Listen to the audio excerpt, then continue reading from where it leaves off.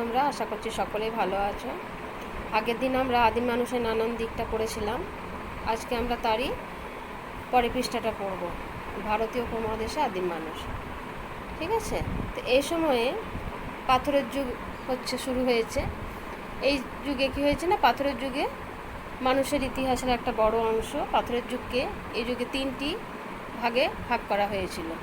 সে প্রতিটা ভাগে পাথরের হাতিয়ারগুলির আলাদা বৈশিষ্ট্য আছে। তাছাড়া আদিম মানুষের জীবনযাপনে অনেক বদল ঘটেছিল। তো 3টে যুগ কী কী না, প্রথমে হচ্ছে দেখো 3টে ভাগে যে ভাগ করা হয়েছিল পাথরের যুগকে, সেটা হচ্ছে কী কী না, পুরনো পাথরের যুগ, মাঝের পাথরের যুগ, নতুন পাথরের যুগ। পুরনো পাথরের যুগে কি না, আনুমানিক খ্রিস্টপূর্ব 20 লক্ষ বছর থেকে খ্রিস্টপূর্ব 10,000 বছর এই যুগের সময়সীমা। হাতিয়ার এই সময় বড় ও ভারী পাথরের এবড়ো খেবড়ো ছিল। শিকার করে ও বনের ফলমূল জোগাড় করে তারা খেত এবং খোলা আকাশের নিচে কখনো বা গুহায় থাকতো। মাঝের যখন পাথরের যুগে আমরা আসছি, তখন এই যুগে আনুমানিক খ্রিস্টপূর্ব 10,000 থেকে খ্রিস্টপূর্ব 8,000 বছর কালটা ছিল। হাতিয়ারে পাথর ছোট, হালকা ও ধারালো ছিল। শিকার করেও বনের ফলমূল জোগাড় করার পাশাপাশি এরা পশুপালনও শুরু করেছিল। আর এরা তখন কি করেছে, গুহা থেকে বেরিয়ে ছোট ছোট বসতি বানাতে শুরু করেছিল। এবং নতুন পাথরের যুগে সময়কালটা ছিল তোমার আনুমানিক খ্রিস্টপূর্ব 8,000 থেকে খ্রিস্টপূর্ব 4,000 বছর। আচ্ছা, হাতিয়ার এ সময় অনেক হালকা ধারালো ছিল। নানা রকমের তোমার হাতিয়ার, পশুপালন ও কৃষিকাজ শুরু হয়েছিল। মাটির পাত্র তারা শুরু করেছিল বানাতে। আর এই সময়ে যাযাবর জীবন ছেড়ে একটা অঞ্চলে তারা স্থায়ীভাবে বসতি স্থাপনও করে নিয়েছিল। এবং এই সময়ে তারা আরও কিছুটা উন্নত হয়েছিল। অন্য সব প্রাণী যেমন আগুনকে ভয় পায়, প্রাণীদের মধ্যে মানুষই একমাত্র যারা তোমার আগুন জ্বালাতে ও ব্যবহার করতে পেরেছিল। প্রথম দিকে তারা বনে লাগা যে আগুন, যাকে দাবানল বলা হয়, বা অন্যভাবে জ্বলে ওঠা আগুন তারা দেখত। পরে কোনো এক সময়ে জ্বলন্ত গাছের ডাল এনে গুহার মধ্যে আগুন জ্বালিয়ে রাখত, নিভতে দিত না। এরপর হঠাৎই একদিন তারা আবিষ্কার করলো আগুন জ্বালাতে। হয়তো বা পাথরে ঠোকাঠুকি করে বা কাটে ঘষে তোমার আগুন জ্বালিয়েছিল। এবং আগুনের ব্যবহার শিখে তারা কিন্তু অনেকটা নিজেদের জীবনকে অনেকটা নিজের জীবনে পরিবর্তন এনেছিল। যেমন আগে কি হতো, যেমন আগুন ব্যবহার করতে পারার আগে বা শেখার আগে তারা অনেক কষ্টেই তারা থাকতো। তারপরে আগুন যখন ব্যবহার করতে শিখলো, তারাই প্রচণ্ড শীতের হাত থেকে বাঁচতে শিখলো। তারপরে হিংস্র পশুর আক্রমণের থেকে বাঁচলো, নিজের গুহার সামনে আগুন জ্বালিয়ে রেখে দিত রাত্রে। ঠিক আছে, এভাবে তারা নিজেদের সুরক্ষা করতে শিখলো।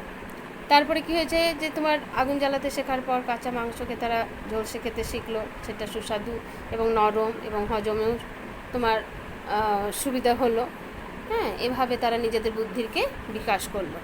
তারপরে চলে আসছি ভারতীয় উপমহাদেশে আদিম মানুষ, হাতিয়ার ও জীবনযাপনের নানা দিক। আফ্রিকা, চীন ও জাভায় খুব পুরনো মানুষের কঙ্কাল ও হাড়গোড়ের হদিশ পাওয়া গেছিলো। ভারতীয় উপমহাদেশে কিন্তু তত পুরনো মানুষের নজির পাওয়া যায়নি। সম্ভবত আফ্রিকা থেকে আদিম মানুষ একসময় ভারতীয় উপমহাদেশে এসেছিল। আদিম মানুষের হাড়গোড়ের অল্প নমুনাই কিন্তু উপমহাদেশে পাওয়া যায়। আচ্ছা, বরং তাদের ব্যবহার করা পুরনো হাতিয়ার বেশ কিছু অঞ্চলে পাওয়া গেছে। সেগুলো থেকেই তোমার উপমহাদেশে আদিম মানুষের কথা আমরা জানতে পারি। এবারে আসছে উপমহাদেশে পুরনো পাথরের যুগে। ভারতীয় উপমহাদেশে সবথেকে পুরনো পাথরের অস্ত্র পাওয়া গেছে কোথায় না, কাশ্মীরের সোয়ান উপত্যকা। তাছাড়াই পাকিস্তানের পটোয়ার মালভূমিতে ও হিমাচল প্রদেশের শিবালিক পর্বত অঞ্চলেও পুরনো পাথরের হাতিয়ারও পাওয়া গেছে। ওই হাতিয়ারগুলি বেশিরভাগই হাতকুটার ও চপার জাতীয়। হাতিয়ারগুলি বেশিরভাগ ছিল তোমার ভারী নুড়ি পাথরের তৈরি। আচ্ছা, হোমো ইরেক্টাস প্রজাতির আদিম মানুষ উপমহাদেশে বিভিন্ন এলাকায় তখন ছড়িয়ে পড়েছিল। ঠিক আছে, আচ্ছা, এরপরে প্রত্নবিজ্ঞানীরা যখন খোঁজ করে, তখন কেন্দ্রগুলিতে নানা রকম পাথরের তোমার হাতিয়ার পাওয়া গেছিল। যেমন মধ্যপ্রদেশে নর্মদা উপত্যকায় 1,30,000 বছরেরও বেশি আগের মানুষের মাথার খুলি পাওয়া গেছে। তারপরে তোমার ভারী নিরেট পাথরের হাত কুঠার যারা ব্যবহার করত, তারা খাবার জোগাড় করত। নিজেদের খাবার তারা নিজেরাই বানাতে পারতো না। পশুপালনও তাদের জানা ছিল না। ঠিক আছে,